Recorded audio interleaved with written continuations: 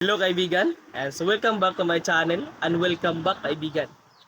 Ayan, so in this videos I will teach you on how to change pass your Google account. So if you don't know how to change pass your Google account, if you don't know how to change your password, so in this videos I will teach you step by step. So okay?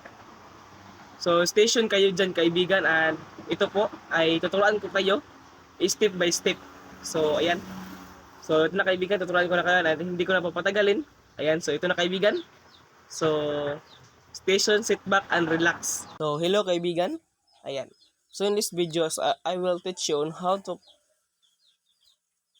change pass our Google account or Google address. Ayan. So tap this Gmail or Google. So depend on you what prefers to you. So in my case, so I will choose Gmail. So this is my Gmail account. So tap this icon button. Ayan, profile icon. And tap this manage account. Ayan, so tap this manage account. Okay, so this is my jamesktutorial at gmail.com informations. Ayan, so dito nakalagay lahat dito yung mga informations ko about sa aking Google. So ito po yung mga informations na nakalagay sa aking Google. So bago pa lang naman po ito, so wala pang masyadong informations na nakalagay dito. Then if you want to choose or change your password, so just scroll down this button, this corner. So choose security. Ayan. And also this security, scroll down and you can see your new password. Ayan. So here's your new password. Last change password is also 11:18 a.m. So tap this if you want to change your password. So this is our tutorial on how to change password. So I will teach you. So okay. So dito, enter your current password. So what is your password right now? Ayan. So choose enter your password first before you create another one. So I will input my current password.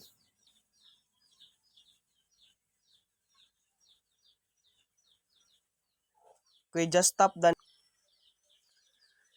So here's the Google account information password, and this is our first is we have new password, and also the second is confirmation passwords. If you want to see what your password we type, so you can see this I button, so you can see what kind of password did you type.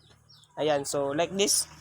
Ayan, so you can see you've see your password. If you off this I button, so like this, so you cannot see what password did you type.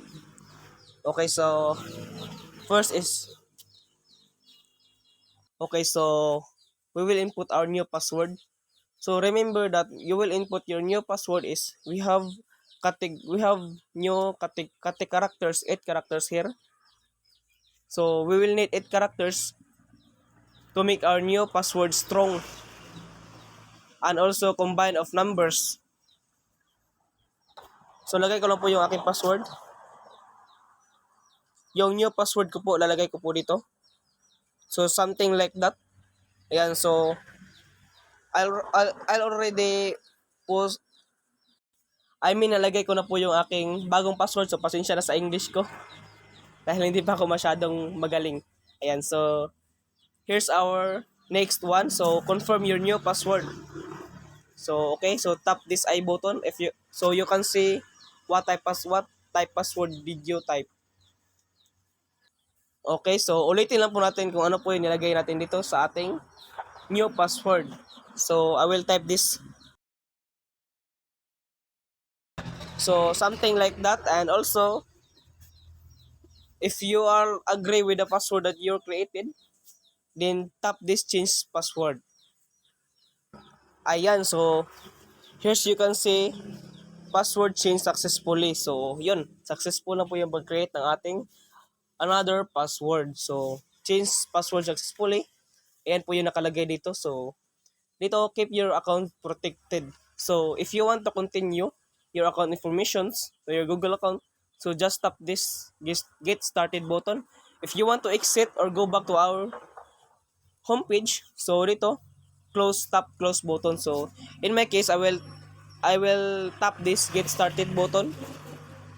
Okay, so tap this.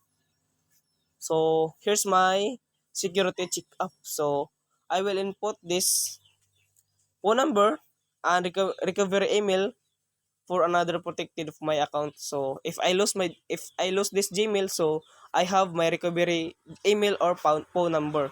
So I will recover this immediately. So if you want to know on how to recover your Gmail, so just comment below and I will create another video with that. Okay, so thank you for watching this video. And I hope nakatulong to sa inyong video na to kaibigan. At kung nakatulong to, I don't forget to like and subscribe para malaman ko po kung sino po yung mga natulungan ko dito sa video natin ngayon. So thank you po talaga sa kaibigan sa panonood. And maraming salamat. So see you soon to my next video. And see you kaibigan. God bless. So this is the end of our video kaibigan. Ayan. So thank you for watching my video. And if you want or ano ba mag-change pass ng ating mga password. So thank you kaibigan. And maraming salamat sa panonood. And see you soon to my next video. God bless.